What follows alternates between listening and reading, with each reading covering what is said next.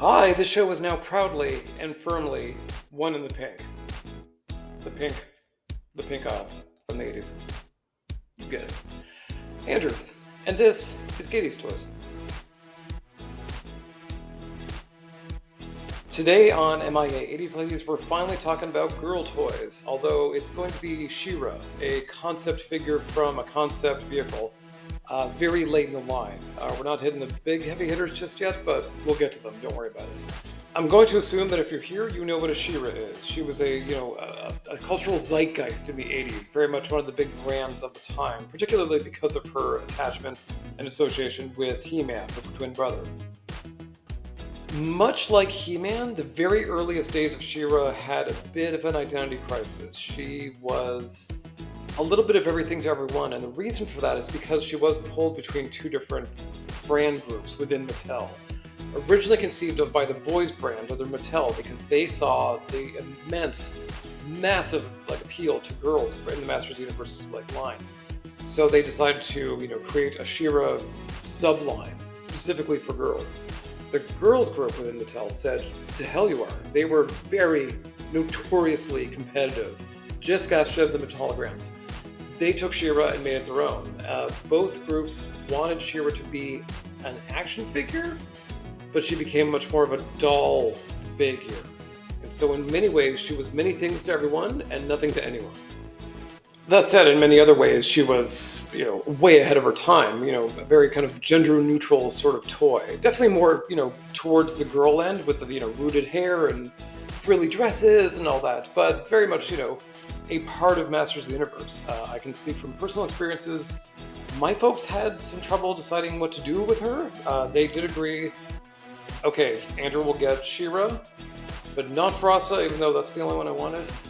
And I could have Bo and Cowl because they were boys. And there was some sort of mentality that if I had the boys, I wouldn't turn gay. Much like I would play baseball and not turn out gay. And surprise, like parents, retailers didn't know what to do with She-Ra. Each store had to sort of grapple with, do we put her in the boys aisle with the He-Man figures, or do we put her in the girls aisle with the She-Ras? And it just became, even if you wanted to, where do you look? Because God forbid, we couldn't intermingle the aisles. That was, no. It was this tug of war that's going to come back to the figure we're going to be talking about. The cartoon, by the time it actually aired, was very much, I think, an extension of the original Filmation He-Man line. It was same style, very different character styles. Everyone kind of had the same body, but different faces and hair. However, the writing was much better. It was actually a little more adult. It actually grew with its audience, whereas He-Man was very much, keeping the peace. Villain of the week, mostly Skeletor. She-Ra was about, the rising tide of fascism, corporate greed, taxes, the ethics and insurrection. It was wild, all for kids.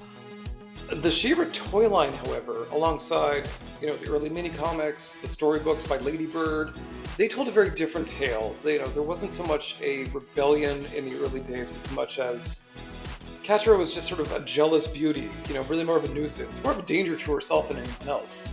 Likewise, a lot of it was ooey gooey, dripping with girliness, high fantasy. I mean, they were just sort of just chilling by, rocky meadows with mermaids and just, having tea parties and tutus. It was very disparate from what we had seen in the cartoon, and the toy line really kind of went in on that. The first 2 years of the She-Ra line seemed to be doing, pretty well. They had a very robust number of characters, of, play sets, vehicles, beasts, these are boy terms, sorry about it. But by the 1987, the line was winding down. The entire, Masters of the Universe, everything was just winding down in a real hurry. The sales were no longer there. We had grown out of it. She-Ra had a much more robust Wave 3, but it got slashed back, and that last wave is incredibly rare. This is, your Spinnerellas, your Natasas. They are hard to find, very expensive. But it was a lot more rambunctious. Like He-Man before her, She-Ra and Catra both had variations on each wave that sort of provided the theme of the wave. By wave 3, it was bubble power. Whether that was the original intention or not is unclear. What was going to be included as the main vehicle for Wave 3 was the Bubble Carriage, which was sort of, a pretty cool vehicle. in terms of She-Ra. Just a big bubble, little kind of like eagle steed at the front. You could have it towed along by, any of the bajillion horses that She-Ra put out. This toy was shown in some catalogs, but what really kind of stuck out for most fans over the years was some concept art that included kind of a drawing of She-Ra plus a mystery woman that, she had sort of a bubble motif on her. People sort of suspected, she was either the vehicle driver or a separate character that was going to be involved in Wave 3. She-Ra wasn't really like G.I. Joe in the sense that there was like a vehicle, character two-pack sort of situation, but considering there were a lot of two-packs with horses, this is a possibility. We didn't have any, information on her beyond just a single image, so people sort of came to call her by a fan name, which would be like Bubble Girl or Bubble Arena or any other kind of like, just tragic drag queen names out there. It wasn't until 2016's PowerCon that the Sanders brothers, made infamous by their Monster High line, were digging through the Mattel archives and actually came up with a complete treasure trove of what would have been Wave 3.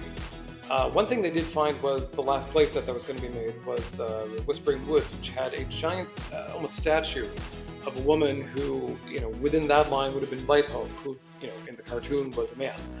The other thing they found was actual, evidence of this Bubble Girl's name. It turns out it was Joya. It had nothing to do with bubbles. She was originally going to come with a blue wand that would eventually go to Bubble Power She-Ra. So this sort of opened up a whole conversation of whether Bubble Power She-Ra was a thing and then was given Joya's accessories later on, or if that was always a plan that we were going to just go heavy on bubbles this season.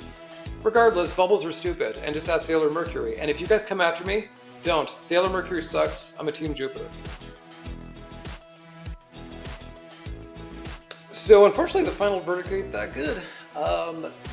Joya was never made, and I don't think ever will be made.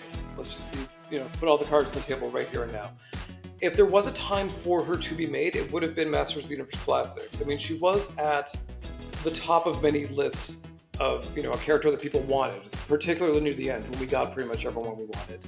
Masters of the Classics did provide pretty much, everyone you would really need from the vintage She-Ra line, as well as a lot of Filmation characters, but they really didn't get into some of the more weirder concepts from storybooks, ancillary media. So Joya wasn't made, and I feel like, in this new world of Masterverse and Origins, I mean, it's possible they are going strong. I usually sort of try to end an optimistic note, but they've not gone too hard on She-Ra generally, and I don't know how much steam is left in these lines as it is. So, again, you never know. I tend to go this route, but this is one I don't think we'll see, which is too bad. That said, there are, of course, options. I would recommend Gary Anderson's Customs. He's done Joya in the past, and she looks fantastic. So if you are in the market for one and want to spend a little money, don't be shy about it. Hit him up and get yourself someone who fits seamlessly into your vintage She-Ra collection. And that's it for Joya, the bubble carriage, and just bubble accessories ahoy. If you like this, please comment, like, share, subscribe, and I will see you next time on MIA 80s Lives.